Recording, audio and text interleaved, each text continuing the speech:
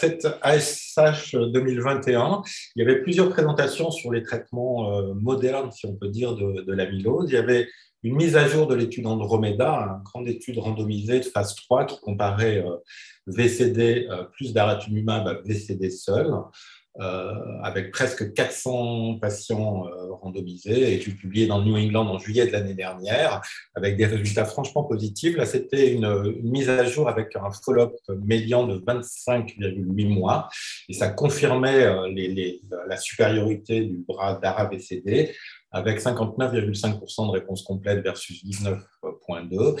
Et puis, ça confirmait le doublement des réponses d'organes avec ce follow-up, 53 versus 24 pour les réponses cardiaques et 58 versus 26 pour les réponses rénales.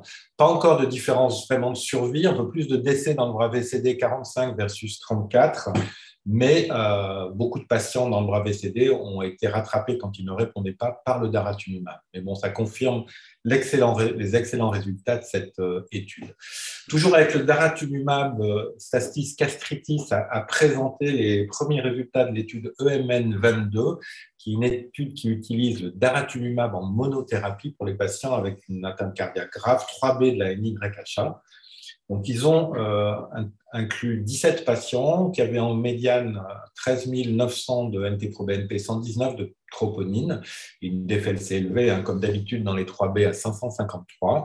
Il y a eu une médiane de 13 injections de daratumumab avec 70% de réponse, qui est très très bien pour des patients de stade 3B, et 17% de réponse complète, et une survie qui est un peu étonnant pour des 3B, 63% de survie à 6 mois, 53 à 1 an, mais probablement les plus graves n'ont pas été inclus, en particulier ceux qui avaient une hypotension permanente. Donc c'est à voir, il faut voir avec le temps si ces excellents résultats se confirment. Alors il y avait un problème dans cette étude, c'est qu'ils ne changeaient le traitement qu'à non-réponse qu'à 3 mois, et ça c'est sûrement beaucoup trop tard. Il faut vraiment changer chez les 3B le traitement très rapidement quand il n'y a pas de réponse. Alors un autre poster qui montrait l'intérêt du belantamab mafodotin, donc anticorps couplé à une toxine. Là, c'était une toute petite étude sur 6 patients qui avaient un myélome et une amylose et traités par ce médicament. Des patients qui avaient 6 lignes de traitement en médiane. Et il y a eu 83% de réponse, donc 5 patients sur 6.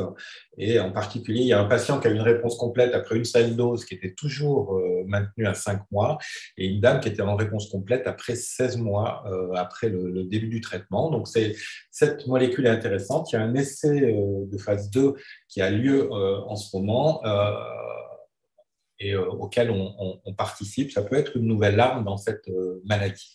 Alors, complètement autre chose, il y avait 2 présentations sur le KEL-101, qui est un anticorps monoclonal antifibrile qui vise à favoriser l'élimination des dépôts, comme essayé de faire le NEOD 001, qu'on avait essayé en 2018. Là, c'est 2 études de phase 3 qui sont dans les 3B et les 3A. Il y aura 100 patients dans les 3B, 207 dans les 3A, avec une randomisation 2 pour 1. Et donc, c'est vraiment intéressant de voir si on va avoir une activité avec ce médicament qui est censé éliminer les dépôts rapidement chez ces patients avec une atteinte cardiaque si grave.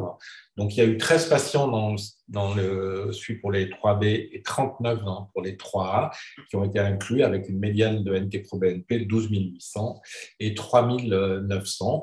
Et puis, il y avait ils ont fait une mise à jour de l'étude de phase 1-2 avec le KEL, plus VCD ou plus VCD pour DARA, 13 et 5 patients, avec là pas mal de réponses d'organes, mais c'est difficile de savoir si c'est l'effet de la réponse hémato ou l'effet du médicament.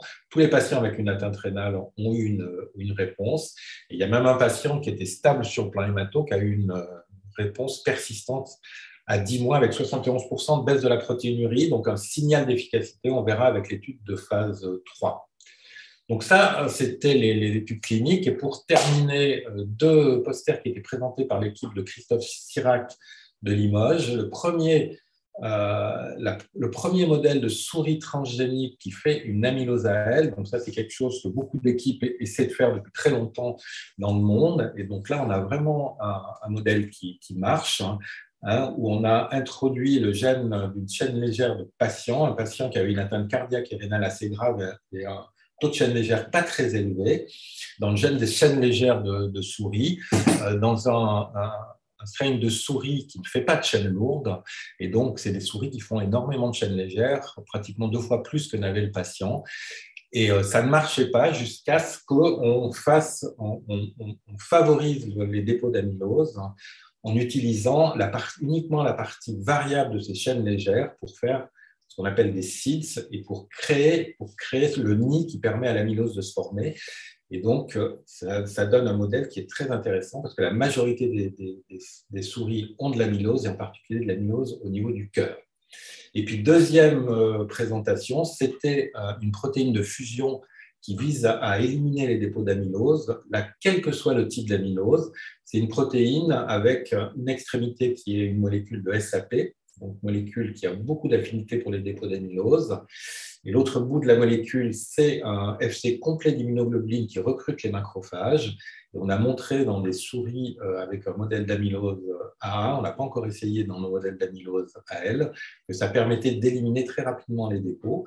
Et donc là, il y a un accord avec un labo américain pour faire les études de toxicité chez le gros animal, ce qu'ils ont fait, et bientôt, j'espère, des essais chez l'homme.